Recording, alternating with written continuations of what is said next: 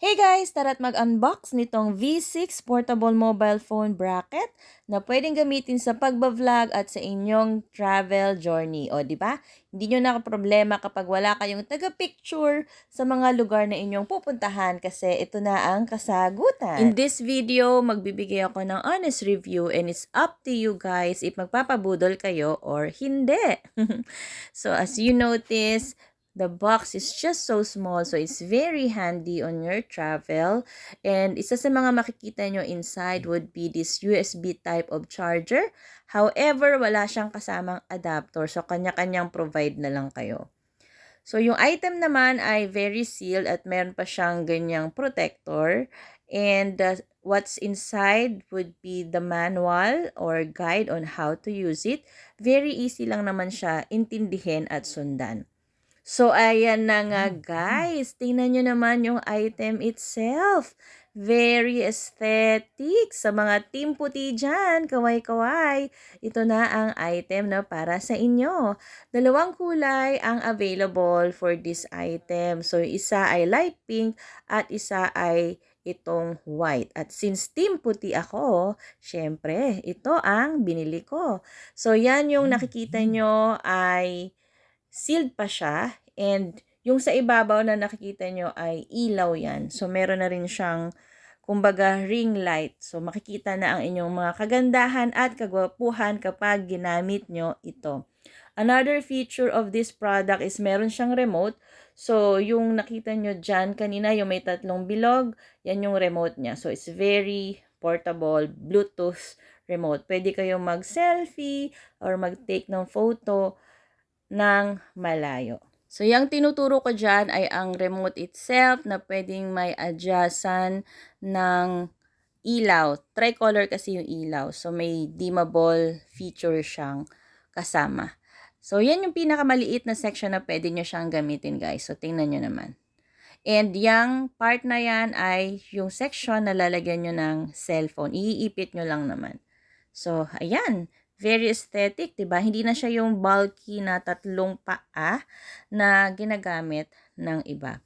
So, dyan sa part na yan ay ina-adjust ko na yung telescopic rod. So, mamaya makikita nyo kung gaano siya kahaba. And depende na lang sa inyo kung gaano yung kataas na height na gusto nyo siyang gamitin. And meron din siyang feature na 90 degrees vertical shooting.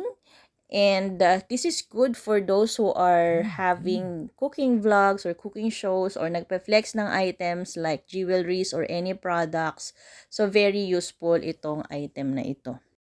Another thing I'd like to share as part of my honest review on this item is that, yes, it's very aesthetic. However, medyo pricey siya ha. So, abangan nyo na lang kung kailan siya magsi-sales, either sa Lazada or sa Shopee. And another thing would be, medyo may kabigatan siya. So, I am thinking because of the material used, but overall, okay naman siya. So, tara, i-adjust na natin kung gaano kahaba ang telescopic rod na ito at para maipakita ko sa inyo ang iba't ibang ways or function on how to use it. Okay? So, yung tinuturo ko ay ang telescopic rod. Medyo ikot-ikutin nyo lang siya hanggang sa mahila nyo siya pataas. So, iyan yung pinakamaliit na section. And iyan yung pangalawa. At depende na lang sa inyo kung gaano kahaba nyo siya gustong gamitin. So, pwede siya sa floor. Pwede rin siya sa table. So, pwede rin siyang pang solo travel. Itayo nyo lang. However, as an honest review, medyo hindi siya stable kapag either nasanggi lang or malakas na hangin, matutumba siya, to be honest. So, ayan. So, bababa ko lang uli yung telescopic rod and yan yung height na gusto ko. And yan yung part na pwede kayo mag-flex. So, ang gagawin nyo lang, pwede nyo siyang ilagay ang cellphone doon sa bracket and then i-turn on nyo lang yung ilaw. Tara, maglagay tayo ng cellphone para mapakita ko sa inyo yung kanyang mga functions or features.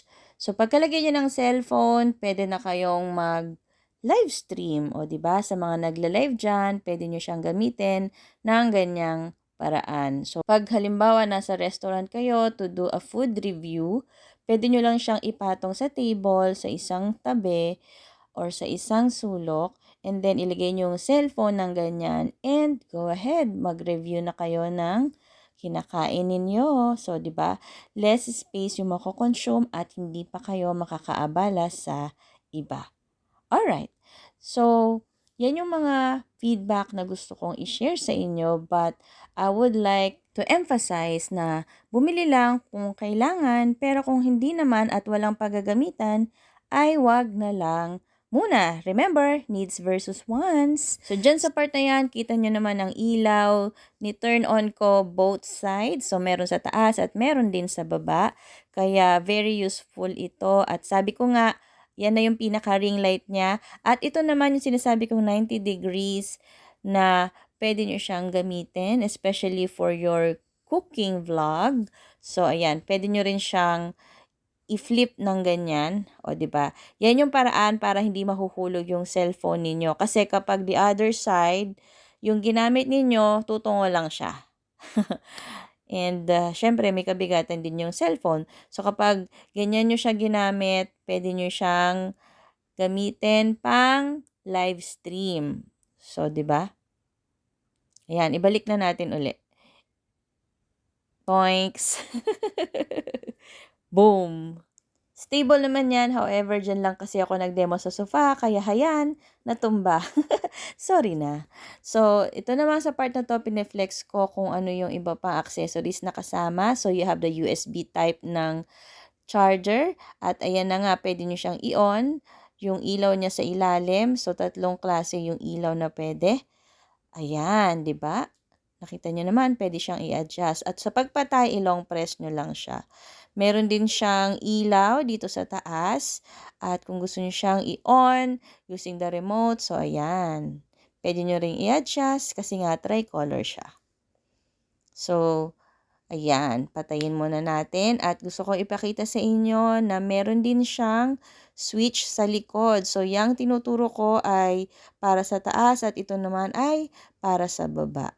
So, kapag hindi na-i-charge yung inyong mga remote, so, pwede nyo namang imano-mano ang pag-turn on ng mga ilaw niya either sa taas o sa baba. So, ayan. Nasa sa inyo na kung bibili kayo ha. Thanks for watching. Till next time, based sa mga naisip ko.